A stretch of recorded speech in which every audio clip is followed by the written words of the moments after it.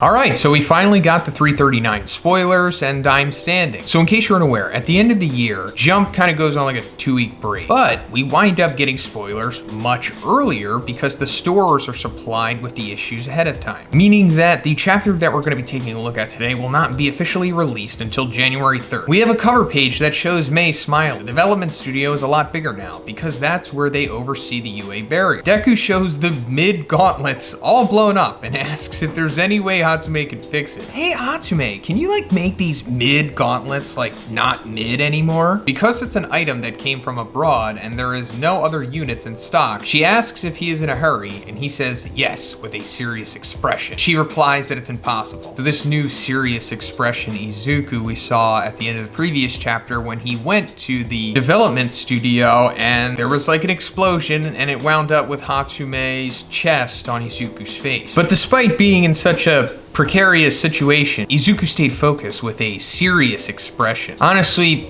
this is goals right here. But seriously, these mid gauntlets are implied to be the very same gauntlet that Melissa's shield gave to Izuku in the first movie, although her name is never directly said, nor I don't think any other movie characters' names are said in the series, which is interesting because Horikoshi's kind of went out of his way to like say that the manga and movie continuities are one and the same, and showing us little bits of movie canon throughout the series, like in panels and whatnot, but never like going all out with it. Which makes me think, is this like Horikoshi's decision, or is it like Jump that's telling him not to do that or something? Because this sequence could easily be fixed right now if Izuku was like, yeah, my friend Melissa Shield in America made these gauntlets for me. Here's her contact information. Hit her up. I'm sure she can tell you everything you need to know. And then that's a way to bring Melissa into the story for the final act. It doesn't have to be like a big integral part, but just her giving this assistance right here is like a nice little, you know, MCU cameo. But no, so I'm guessing it's Jump or something. She says that in this stage she would have to rebuild it from scratch, but they don't have the material needed to replicate the compression feature. As she says this, she runs off. Ida asks about his armor,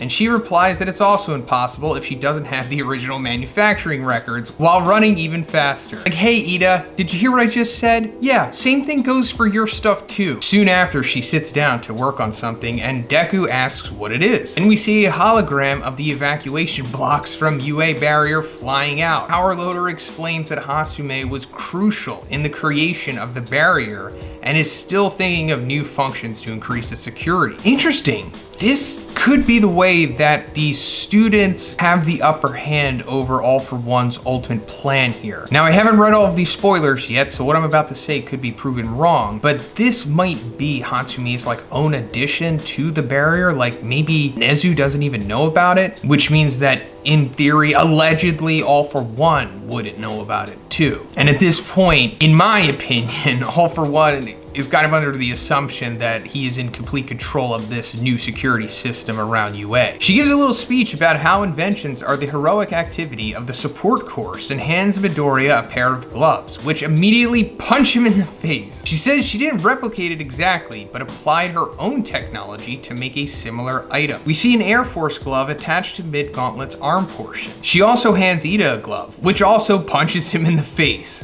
Good. She used the same logic as with Deku's gloves, and after that she smiles and tells them both that they will win. So these gloves are literally as they are described here. It is just an Air Force glove with the mid gauntlet attached to it. It's nothing new or fantastical, kind of just pragmatic, I guess. Oddly pragmatic for battle manga. So I'm assuming that this is not the final incarnation of it. And like I said in my previous video, Izuku is for sure going to reveal the second user's quirk soon, and we saw that he had like some kind of Mega Man type thing on his arm. So I'm assuming Izuku is going to incorporate that into his new equipment here. Now, not outright like how the second user always had his cannons engaged, but it's gonna be like, you know, something that comes from like his forearm and then like attaches, kind of like Mega Man or however that works. It's possible that he told Hatsume this like off panel and we're just going to randomly see it happen like mid-fight or something. Or like I said, this isn't the final incarnation of his new equipment and there's gonna be another stage to this maybe. And if there isn't, it's not like I'll be disappointed. It just seems unusual. Class 1A is leaving UA with Mount Lady. She says their priority hasn't changed. It's still finding the League and the Liberation Army. Students are still worried about Aoyama and wonder if he will take their hand. Shoto says yes. because he is one who must have a strong image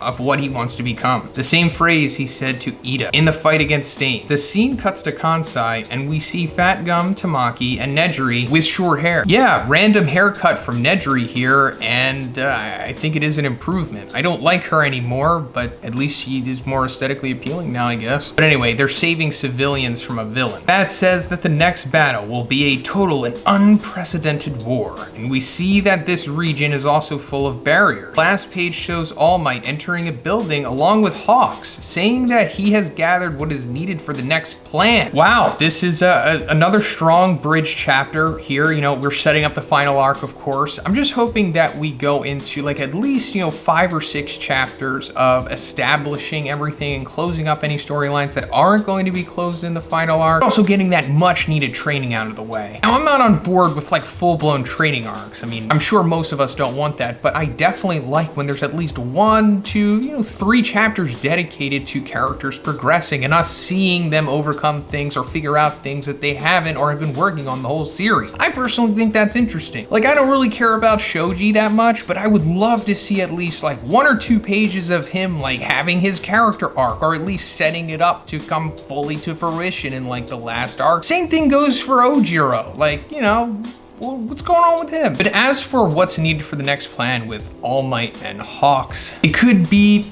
I don't know, maybe setting up some kind of final training or setting up something for them, because they're entering a building here. Building that they're entering looks like a school or something. I don't think it's UA. So this could be like Shiketsu or like another school. I don't think we've seen like what any of the other schools look like, right? And considering that they said that UA is connected to Shiketsu, I'm assuming that this is Shiketsu, establishing like the final plan with them for them to like link up or whatever. I'm on board with that because I really like Shiketsu. I think they're a very strong addition to the story. I personally like them better than Ketsubutsu, who already did kind of come back, in the Dark Deku arc, and I'm sure they'll come back in the final battle for sure. But Shiketsu needs to come back now for sure, because I want to see Inuarashi, Nomasa, whatever the hair guy's name is. It's something like that. Then of course there's Kami, who, use your own adjectives. But that's pretty much it for the video today, guys. Let me know what you think about this chapter in the comments. Where do you think things are headed with the story here? What do you think the second user's quirk is? And do you think it's going to be included in Izuku's next power-ups? Do you think that All Might and Hawks are going to Shiketsu here? Or if it's not Shiketsu, where are they going? What are they trying to set up? Let me know. And if you liked the video, guys, please give it a like and please subscribe if you haven't already. Have a great day. I'll see you next one.